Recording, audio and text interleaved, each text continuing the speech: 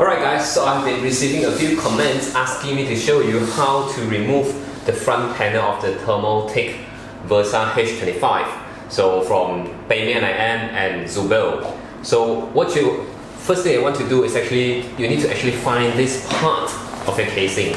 So if you can actually find this particular part of the casing, this is actually where you put your hand in to hold when you actually pull the front panel out.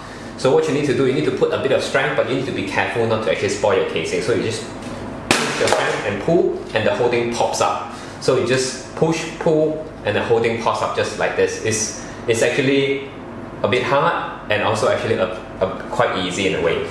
So after you pop it up, so how do you put it back in?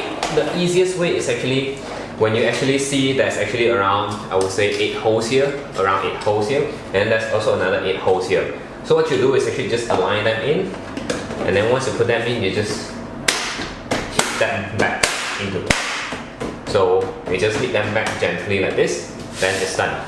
So this is actually very quickly on how do you actually take off the front panel of the Termaltake Versa H25 and how do you put it back. I hope this helped you guys. If you like this video, please do subscribe the button below so that you can actually get things and so on. If you have any comments or any questions, feel free to ask in the comments. So I'll see you guys next time. Bye.